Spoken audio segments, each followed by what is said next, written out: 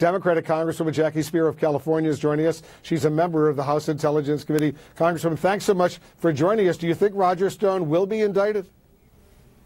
Well, I don't know, like everyone else. He struck me as a bit of a carnival barker when he testified before the Intelligence Committee. I think he was not forthcoming before the committee. I think that the subpoena that was never issued for documentation and direct messaging was something of a hole in that whole report that was done by the Intelligence Committee. That's why I think that we need to go deeper into his activities. Well, do you think he lied to you before your committee, committed perjury? I think he probably did lie to us, yes. So you suspect that maybe that's what Mueller is going after him on conspiracy to commit perjury or perjury? Well, certainly Special Counsel Mueller has much more information than we ever had. He also has the ability to subpoena much of the information we sought but never received because the Republicans refused to cooperate with us. So I know that whatever he has is much more significant than what we had. Have you actually seen evidence, Congresswoman, suggesting that Stone was an intermediary between the Trump campaign and WikiLeaks? Because that's a significant problem if it's true. I have seen some evidence to suggest that he was communicating with WikiLeaks. But was he communicating on behalf of the Trump campaign? I can't say that right at this moment because, again, we don't have access to the direct messages. As you know, Roger Stone was a longtime business associate, a partner of the former Trump campaign chairman, Paul Manafort, who's now cooperating with the special counsel as part of a plea agreement. Do you believe Manafort is providing valuable information about Roger Stone to Mueller's team? I think the fact that he has made multiple visits to the Mueller investigation, has spent countless hours there, would suggest that he is a treasure trove of information for the special counsel. What do you believe comes next for the special counsel's investigation, specifically in 2 weeks after the midterm elections? I think that he will probably come out with at least phase 1 of his report, and we will begin to see how much information he really has. He's always been way ahead of everyone else that has looked into the meddling, the interference. We shouldn't be saying meddling. It was bald-faced interference in our election that was as much a cyber war as you can imagine. And if they were using bullets, we would be returning fire, which we have not done. But do you think he'll wrap up the investigation before the end of the year?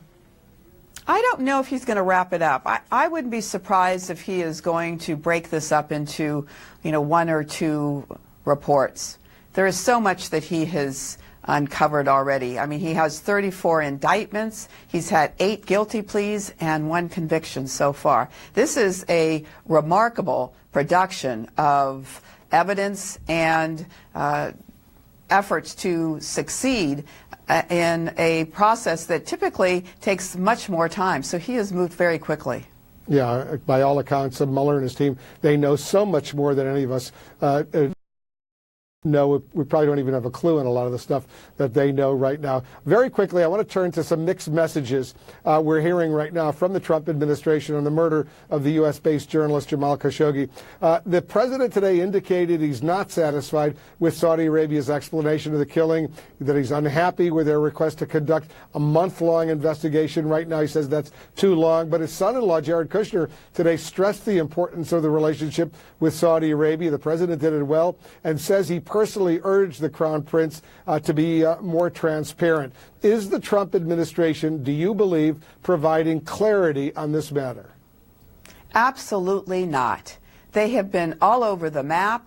He shows great confidence in the Saudi Arabian Crown Prince, and I and most Americans recognize that he was behind this effort, that this was a concerted effort, that there were troll farms in Saudi Arabia and elsewhere trying to bring down Khashoggi online, and that they had every intention to do exactly what they did when he entered that consulate office. I am embarrassed by the lack of clarity. I'm embarrassed that we have our allies around the world that have stopped shipment of arms, that have stopped any kind of engagement, that are calling back their ambassadors, and yet we sit here and start talking about the long-term relationship. This ally is an ally of convenience and should be an ally of convenience. We were interested in Saudi Arabia because of their oil. We're not nearly as interested in their oil.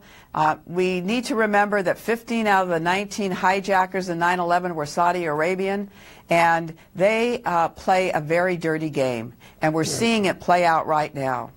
Well, bin Laden was a Saudi, too, as you know. I don't know if you've seen this amazing reporting, Clarissa Ward in Turkey, about a body double that showed up, an elderly guy who shows up at the consulate there, the Saudi consulate, and when he's leaving, he's wearing Jamal Khashoggi's clothes. He looks like him. He's got a fake beard.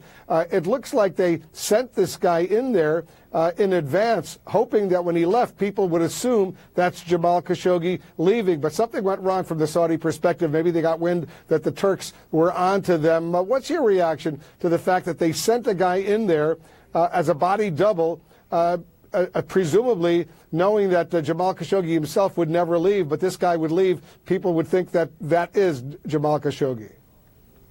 You know, it shows the sinister aspect of this act.